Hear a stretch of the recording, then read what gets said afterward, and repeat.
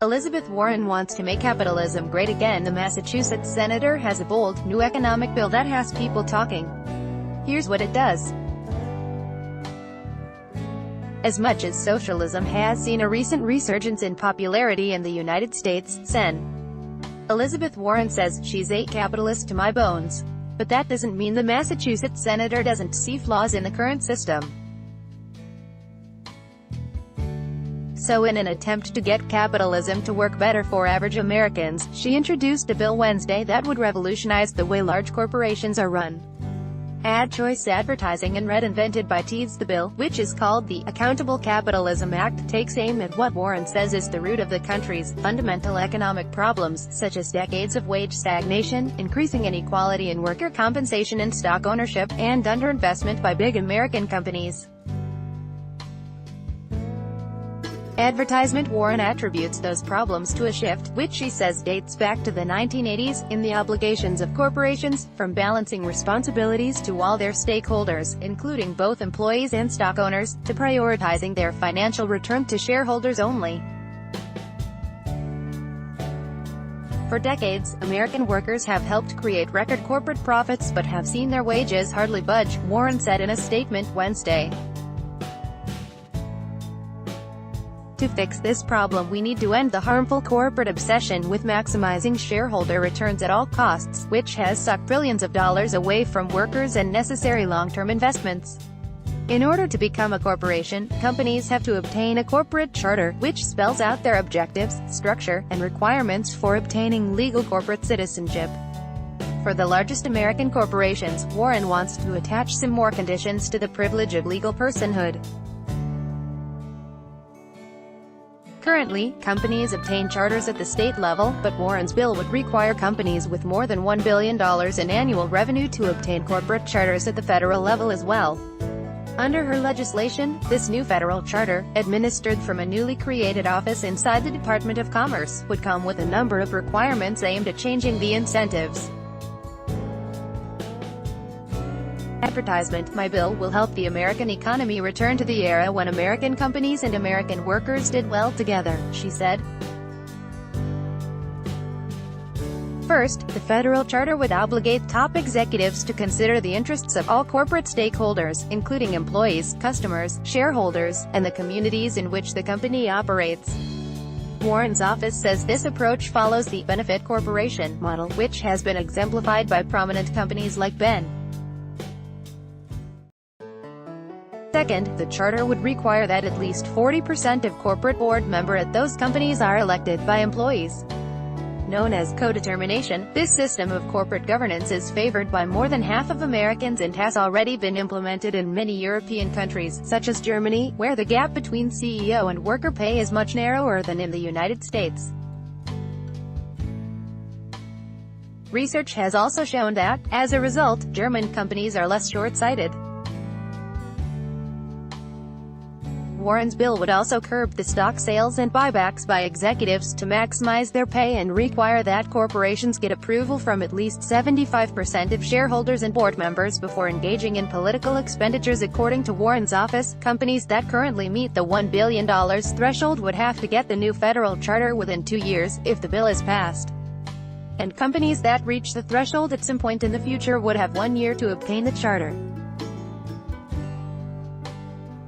State attorneys general would also be able to petition to revoke the charter of companies that repeatedly break the rules and do not meaningfully take steps to address their violations.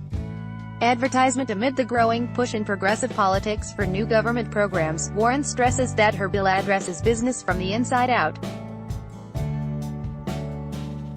This doesn't change anything, she told CNBC on Wednesday. Let's be clear. This is no new taxes, and I want to be really clear, it doesn't cost the American taxpayer a single penny. In an opinion piece for the Wall Street Journal, Warren argued that her legislation would actually represent a return to how American capitalism used to work. For much of U.S. history, the answers were clear. Corporations sought to succeed in the marketplace, but they also recognized their obligations to employees, customers, and the community. As recently as 1981, the Business Roundtable, which represents large U.S. companies, stated that corporations have a responsibility, first of all, to make available to the public quality goods and services at fair prices, thereby earning a profit that attracts investment to continue and enhance the enterprise, provide jobs, and build the economy. This approach worked. American companies and workers thrived. Late in the 20th century, the dynamic changed.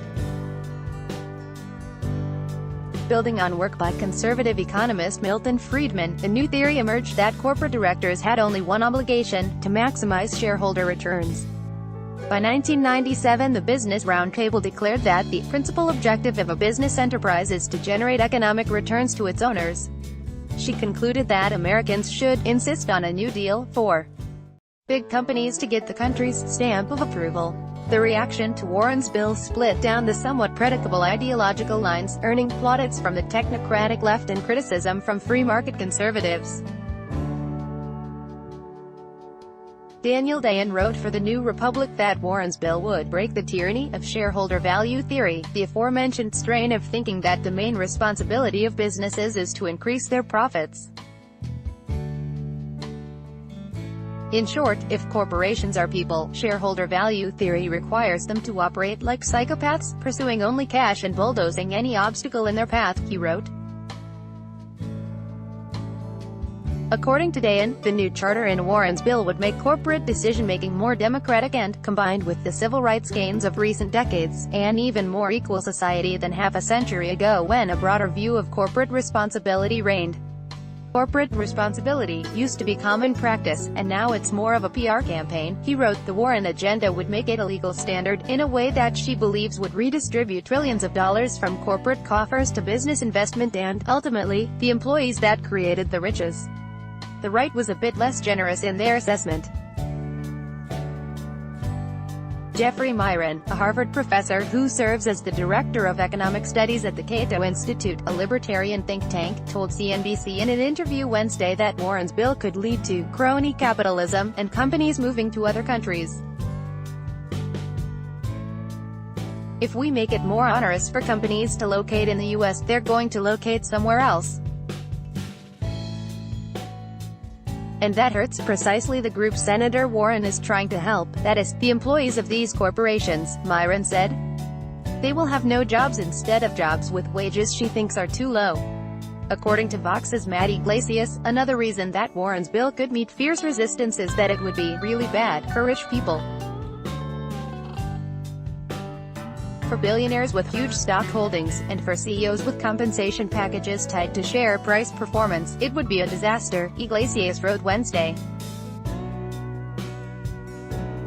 If they thought the idea stood a snowball's chance in hell of happening, rich people would denounce it to anyone who would listen, and since executives and major investors enjoy privileged access to the media, their denunciations would be heard. Looking at the politics of Warren's bill, Axios business reporter Dan Primack says it is virtually dead on arrival in the Senate, but could be the beginning of a very loud conversation. This isn't going to become law, particularly with the current Congress, Primack wrote Thursday. And the proposed corporate charter requirements are way too vague to be practically applied. But, politically speaking, it could be the sort of pro-worker, economic populism that Democrats successfully adopt to contrast themselves with Trump, without fearing to the anti-capitalist left. Warren argues that businesses shouldn't fear her legislation, even if it reins in the booming income of the country's top executives.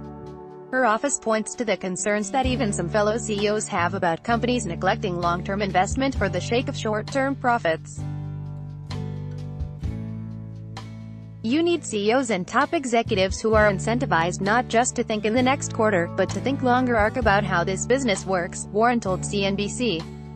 That's gonna be good for everybody. By Taboola sponsored links, promoted links. You may like Vikings, free online game. Play this for 1 minute and see why everyone is addicted. Vikings, free online game on Babbel. This app will have you speaking a new language in 3 weeks. Babbelando best wonder trip. 7 most breathtaking rooftop hotel pools. Best wonder trip undo Blinkist. This woman reads 100 books in a month. Blinkist undo Business Plus. 21 countries with the most powerful passports. Business Plus undo. Ado's 10 great cars that almost nobody buys. Ado's undo.